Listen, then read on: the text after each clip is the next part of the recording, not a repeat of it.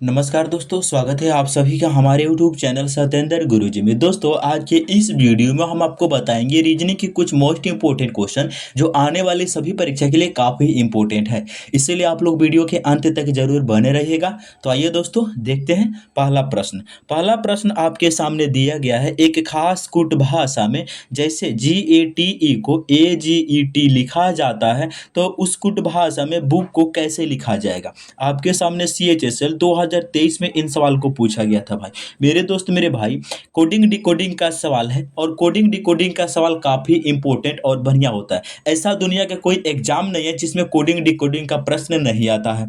इसीलिए मेरे दोस्त, अगर आप कोडिंग डिकोडिंग में 5 क्वेश्चन 5 टाइप के करना चाहते हैं ना, तो हम 2-3 दिन पहले एक वीडियो अपलोड किए हैं। जाकर सारे के सारे वीडियो में जितना प्रश्न है सभी देखेंगे, ठीक है।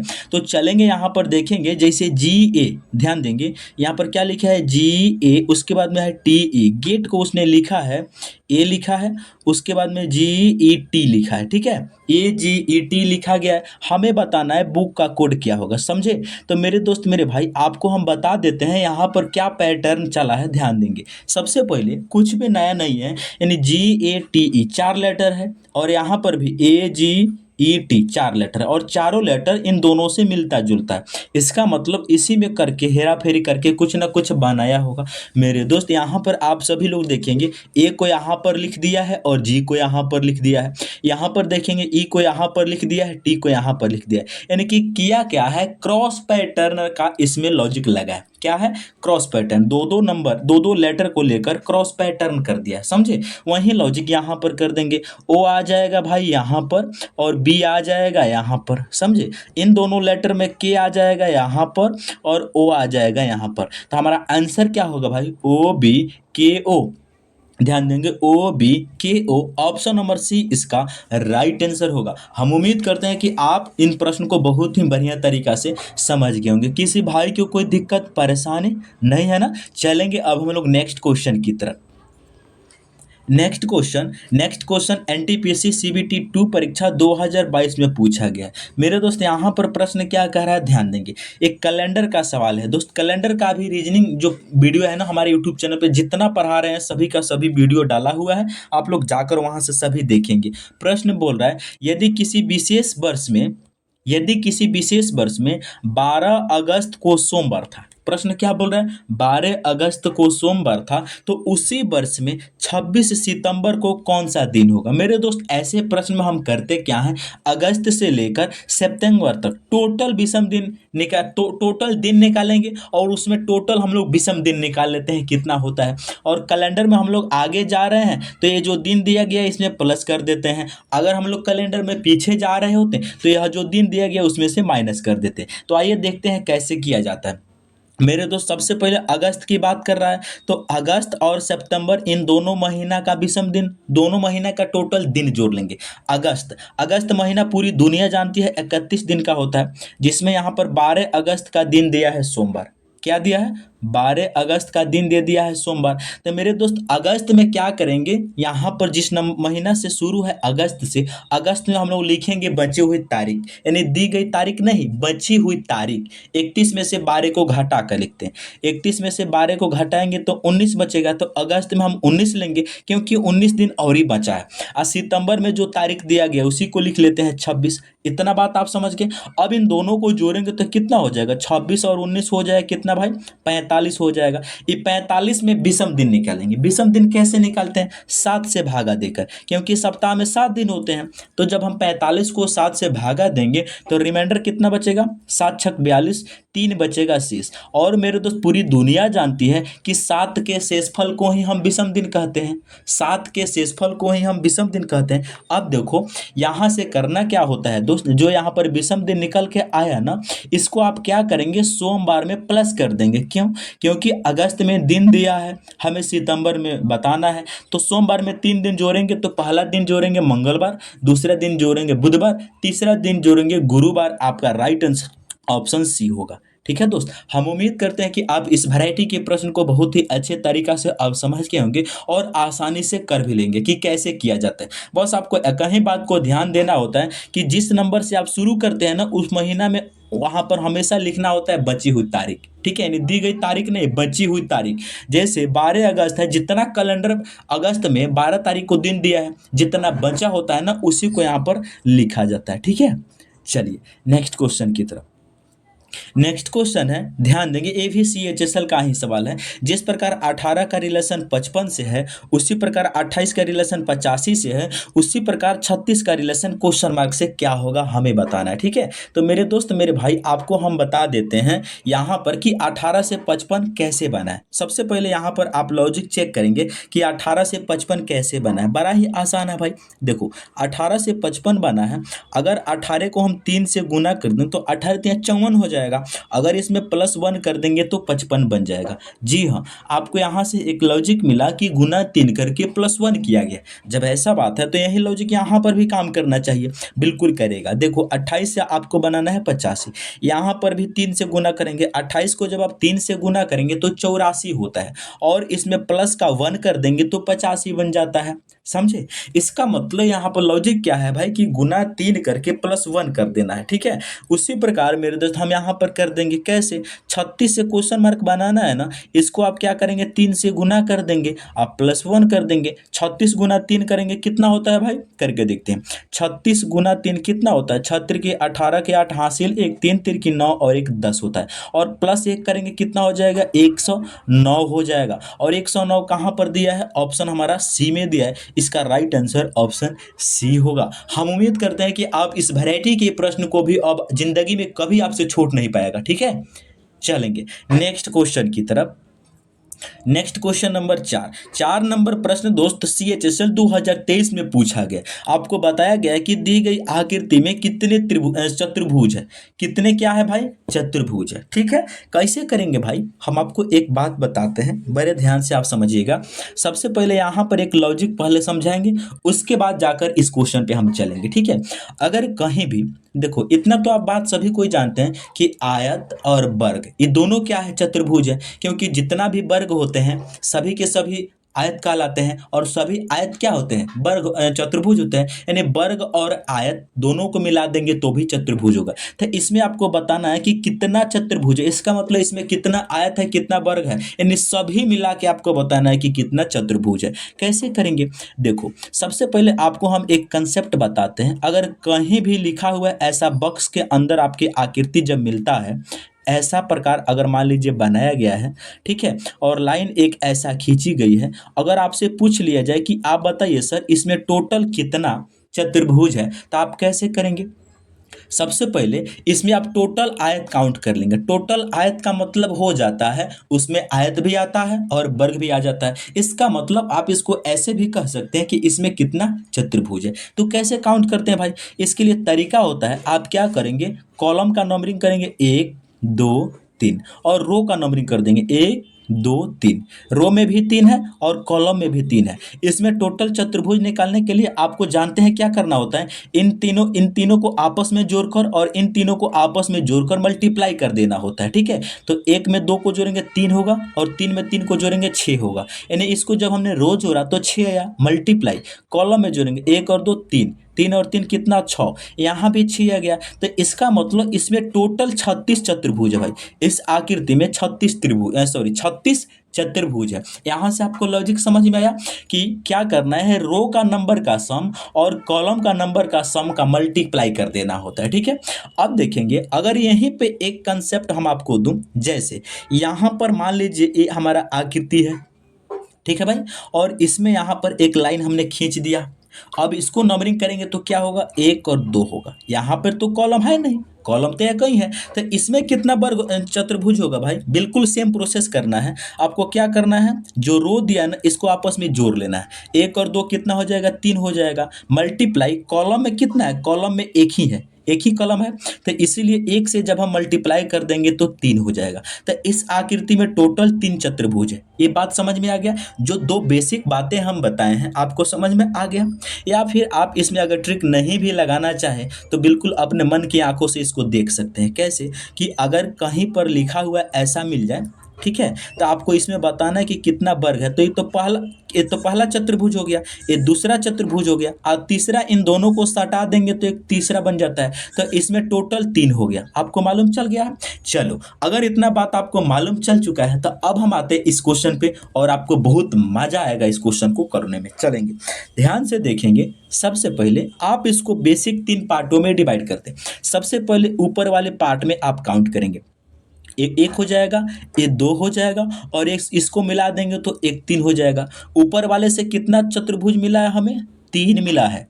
अच्छा, नीचे वाले में कितना चतुर्भुज मिला है? एक मिला है यहाँ पर, एक मिला है यहाँ पर, और इन दोनों को मिला देंगे तो एक यहाँ पर, तो 3 यहाँ से भी मिल जाएगा। बिल्कुल ऊपर वाला जैसा ही आकृति नीचे वाला है तो 3 आ जाएगा यहाँ पर। अच्छा भाई, बिचला में कितना है हो?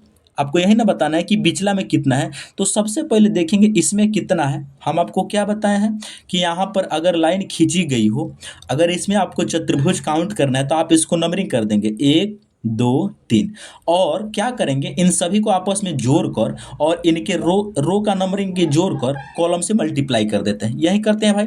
तो 3 2 5 1 6, यानी जब इसको रो में यानी कि पंक्ति में जो रो है ना, रो यहाँ पर जो रो है पंक्ति में 1 2 3 है, तो इसको जोड़े तो 6 आया। मल्टीप्लाई, कॉलम में एक ही बॉक्स है तो 1 से मल्टीप्लाई कर देते हैं 6। तो इस आकृति में टोटल 6 चतुर्भुज है। यही फिगर है बिल्कुल बीच में। जब बीच में यही फिगर है भाई, तो यहाँ पर कितना हो जाएगा? 6 हो जाएगा। बहुत बढ़िया। अब बताओ, जब हम इनको जोड़ेंगे तो कितना बनेगा? 3 और 6 9, और 3 कितना हो जाएगा? 12 हो जाएगा। प्लस, अब देखो दोस्त, आपने बेसिक तो काउंट कर लिया, इसमें 3, इसमें 3 और इसमें 6। अब देखो दोस्त, आपको इन सभी को सटा लेना है। आपस में सटा के देखेंगे कि एक्स्ट्रा एक्स्ट्रा कितना चतुर्भुज बन पा रहे हैं। ठीक है दोस्त, तो सबसे पहले अब हम एक्स्ट्रा बता रहे हैं, अब उसको आप ध्यान से देखिएगा। इतना तो आप पहले से जानते होंगे, लेकिन अब आपको ध्यान देना है। ठीक है, देखो, अगर इन दोनों बक्स को यानी इन दोनों फिगर को जब हम आपस में सटाएंगे तो यहाँ से कितना चतुर्भुज बनेगा, आपको ध्यान देना है। ठीक है, क्या ध्यान देना है भाई? देखो, एक तो यहाँ से ई वाला बनेगा, एक ई हो गया। अच्छा, जस्ट ऐसा ही एक यहाँ से ई बनेगा, इन दोनों को सटाएंगे, कितना हो गया? 2 हो गया। अच्छा, जब हम इन दोनों को सटा लेंगे आपस में तो एक तो ई 12 वाला बन जाएगा कि नहीं? एक ई 12 वाला बन जाएगा। तो यहाँ से मेरे दोस्त इस बक्स से कितना बना है? इस बक्स से 3 एक्स्ट्रा बना है, समझे? तो इसमें 3 कर देंगे। अच्छा, 3 कैसे? फिर एक बार और बता देते हैं। देखो, एक तो ये दोनों को मिलाएंगे तो ई वाला चतुर्भुज बनेगा, जी हाँ। ऐसा ही एक चतुर्भुज ई वाला बनेगा, जी हाँ। इन दोनों को मिलाएंगे तो एक चतुर्भुज ई बन जाएगा। तो 3 चतुर्भुज तो यहाँ से आ गए। अब देखो एक्स्ट्रा कितना बन पा रहे हैं।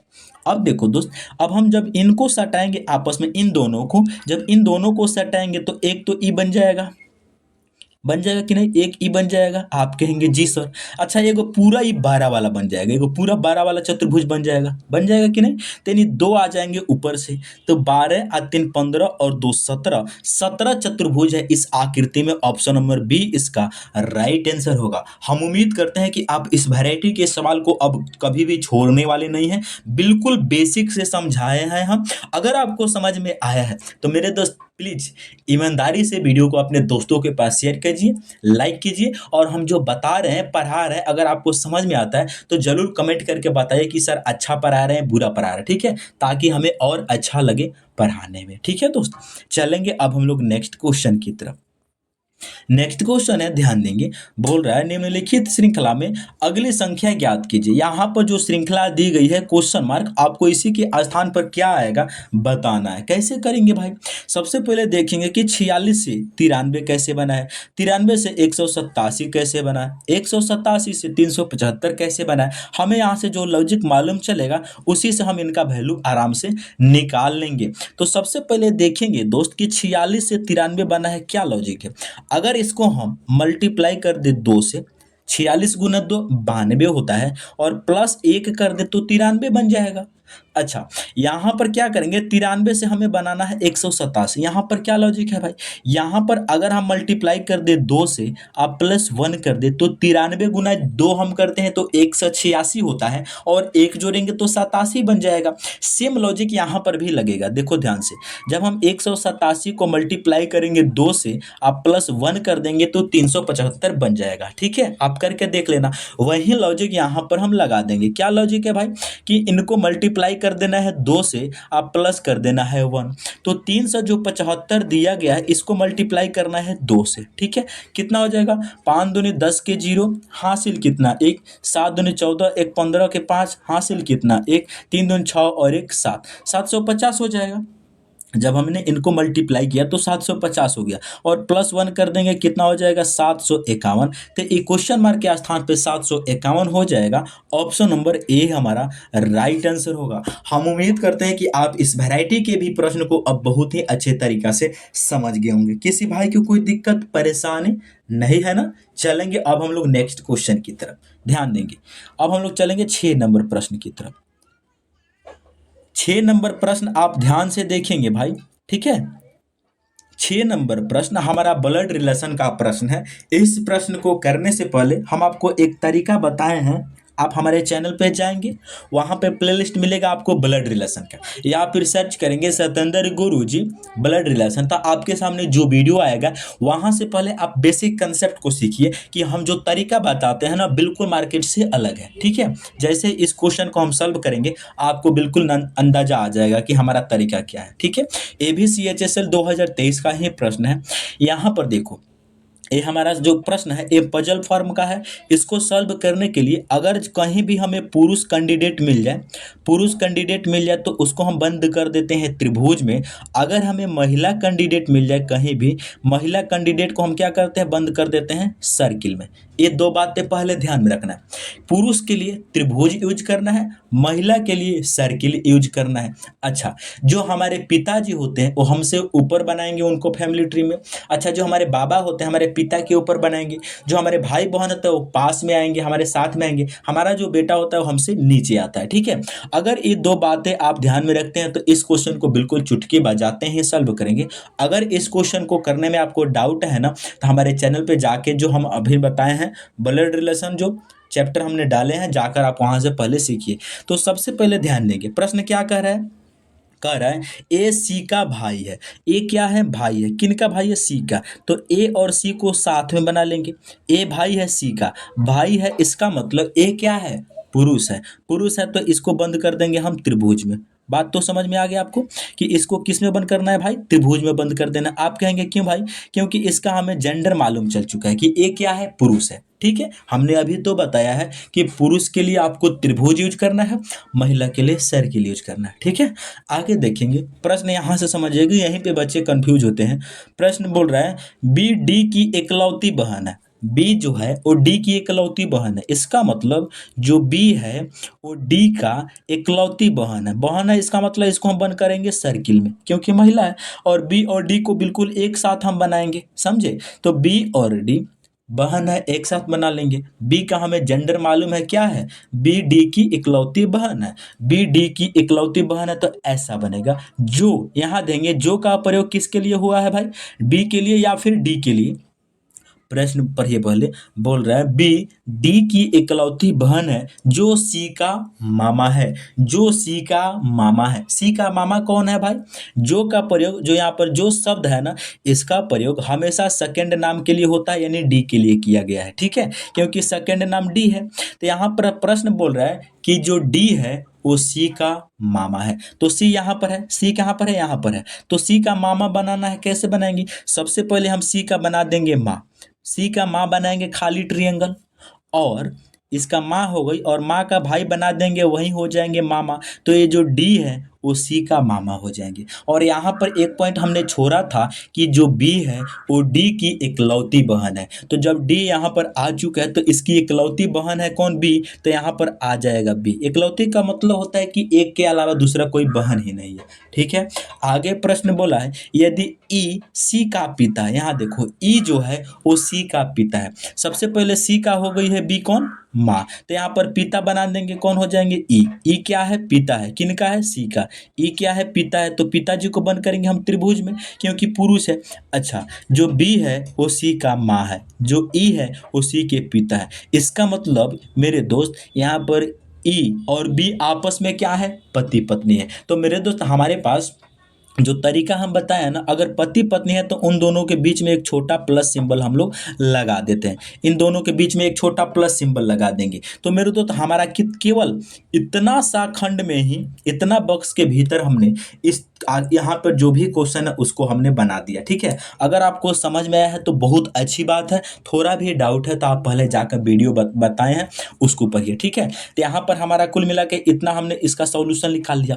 अब हमें क्वेश्चन क्या बोला गया है भाई, क्वेश्चन बोल रहा है, क्या बोल रहा है, तो ए बी से किस प्रकार संबंधित है। तो ए जो ए है ना वो बी से, जिसके आगे सी लगा रहा होता है वहां से हम रिलेशन चेक करते हैं। तो जो ए है ना भाई, ए है वो बी का कौन है। तो देखो यहाँ पे देखो बी का जो मेरे दोस्त जो बी है उसका पति देव कौन है, ई, और ई का ए क्या है, बेटा है। यानी इनका देखो नीचे आता है बेटा, तो ये क्या है, बेटा। बेटा का मतलब पुत्र, ऑप्शन नंबर डी इसका राइट आंसर होगा। हम उम्मीद करते हैं कि आप इस वैरायटी के प्रश्न को बहुत ही बढ़िया तरीका से समझ गए होंगे। ठीक है दोस्त, चलेंगे नेक्स्ट क्वेश्चन की तरफ।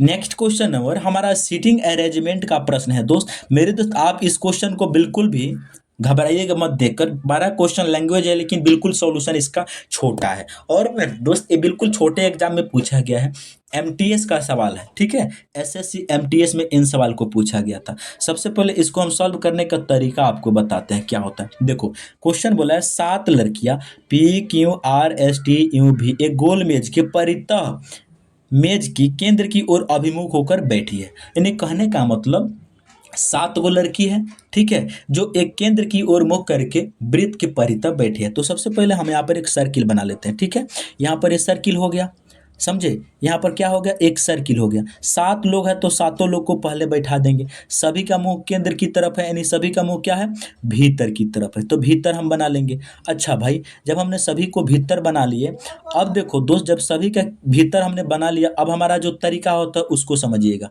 7 लोग हैं, सभी का चेहरा केंद्र की तरफ है। सबसे ये पहला लोग गया, ये दूसरा, तीसरा, चौथा, पांचवा, छठा, सातवां लोग है। सभी का केंद्र की तरफ चेहरा है तो हम केंद्र की तरफ बना लेंगे। अब हम जो पॉइंट बता रहे हैं उस पॉइंट को ध्यान से समझिएगा कैसे सॉल्व किया जाता है। देखो प्रश्न यहाँ से शुरू हो रहा है, देखिए, क्यों आर के दाएं तीसरे स्थान पर बैठी है, क्यों आर के दाएं तीसरे स्थान पर बैठी है। मेरे दोस्त सिटिंग अरेंजमेंट में पहले व्यक्ति को हम अपने मन से कहीं भी बैठा सकते हैं। ठीक है, पहला तरीका होता है कि पहले व्यक्ति को सिटिंग अरेंजमेंट में पहले व्यक्ति को अपने मन से जहां मन करे वहां बैठा लो, कोई दिक्कत नहीं है।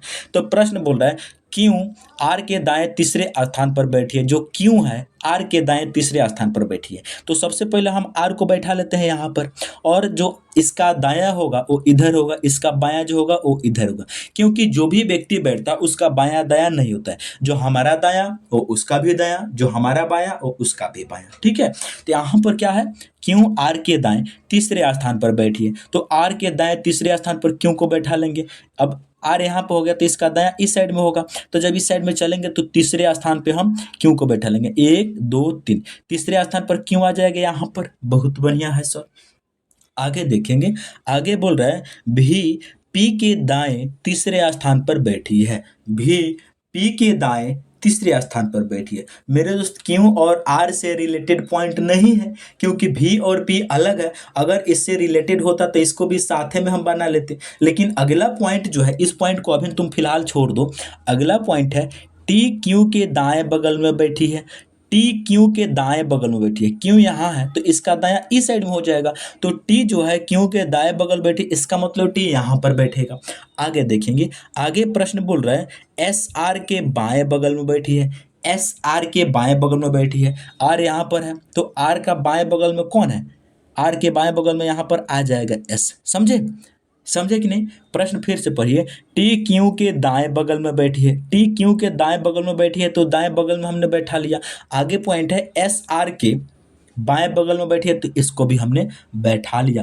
प्रश्न एक और पॉइंट बोला है कि आर और पी के बीच यूं है, यहाँ देखो आर और पी के बीच में यूं बैठा है, आर और पी के बीच में यूं बैठा है, आर यहाँ है तो पी यहाँ आ नहीं सकता क्योंकि आर और पी के बीच में एस आ जाएगा, जबकि आना चाहिए यूं। तो इसका मतलब मेरे दोस्त पी को हमें यहाँ बैठाना होगा, आर और पी के बीच में यूं बैठा है। एक पॉइंट हमने ऊपर छोड़ा था दोस्त कि भी पी के दाएं तीसरे स्थान पर है, भी पी के दाएं तीसरे स्थान पर है तो पी का दाएं हो जाएगा इस साइड में, तो 1 2 3 तीसरे स्थान पर भी आ जाएगा। तो कुल मिला के हमारा ये जो भी सीटिंग अरेंजमेंट का अरेंजमेंट था, हमने इसको इतना सर्किल में ही बना लिए, सभी का सभी बन गया। अब हमें इससे जो भी क्वेश्चन पूछे जाए हम बड़े ही आसानी से बता सकते हैं।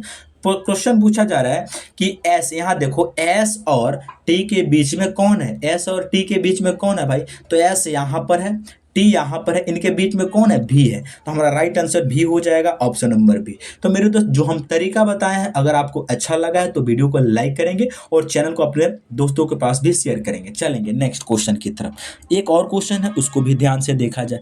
प्रश्न बोला है नीचे दी गई प्रश्न का सही बेनारेख बताए, नीचे दी गई प्रश्न का सही बेनारेख बताए। मेरे दोस्त सबसे पहले यहाँ पर बोला है पुरुष है, टेनिस खिलाड़ी है, महिला है, ये तीनों के बीच में कौन बेनारेख बनेगा, आपको यही बताना है। सबसे पहले आप ध्यान से देखेंगे भाई कि यहाँ पर प्रश्न क्या है, पुरुष, टेनिस खिलाड़ी और महिला। यहाँ पर आपको क्या करना होता है, रिलेशन चेक करना होता है कि पुरुष और टेनिस खिलाड़ी में क्या रिलेशन है, पुरुष और टेनिस के बीच में क्या रिलेशन है, पुरुष और टेनिस खिलाड़ी के बीच में क्या रिलेशन। मेरे दोस्त जितना भी पुरुष होते हैं सभी का सभी टेनिस खिलाड़ी होते हैं, बिल्कुल नहीं, लेकिन मेरे दोस्त कुछ पुरुष टेनिस खिलाड़ी होते हैं। तो इन दोनों के बीच में क्या रिलेशन है, कुछ का रिलेशन है। अच्छा, यहाँ पर देखेंगे टेनिस और महिला के बीच में क्या रिलेशन है, यहाँ पर भी बिल्कुल वैसा ही है कि कुछ महिला टेनिस खिलाड़ी होते हैं। अच्छा, पुरुष और महिला के बीच में क्या रिलेशन है, इनके बीच में नो का रिलेशन है, नहीं का रिलेशन है, क्योंकि पुरुष अलग है महिला अलग है। तो इसका बेनारेख कैसे बनेगा भाई, सबसे पहले एगो बन जाएगा पुरुष का बेनारेख, ई हो जाएगा पुरुष का बेनारेख। अच्छा, एगो महिला का बना लेंगे हम अलग से, ई हो जाएगा महिला का, पुरुष और महिला का बेनारेख अलग बनेगा। लेकिन इन दोनों का रिलेशन टेनिस खिलाड़ी से है तो एक बीच में बना लेंगे यहाँ पर हम, यानी कि इतना जो पार्ट है ये हो जाएगा टेनिस खिलाड़ी और इतना जो पार्ट है ये भी हो जाएगा टेनिस खिलाड़ी, क्योंकि पुरुष का कुछ हिस्सा टेनिस खिलाड़ी है और महिला का कुछ हिस्सा टेनिस खिलाड़ी है और ई हो जाएगा आपका टेनिस खिलाड़ी। तो आपका बेनारेख ऐसा बनेगा, ऐसा कहाँ पर दिया गया है, ऑप्शन नंबर डी में दिया गया है। इसका राइट आंसर ऑप्शन डी होगा। ठीक है दोस्त, तो हम उम्मीद करते हैं कि ये सभी प्रश्न आप बहुत ही अच्छे तरीक़ा से समझ गए होंगे, इसीलिए आप लोग वीडियो को लाइक कर दीजिए और चैनल को जरूर सब्सक्राइब कर ले। मिलते हैं नेक्स्ट वीडियो में।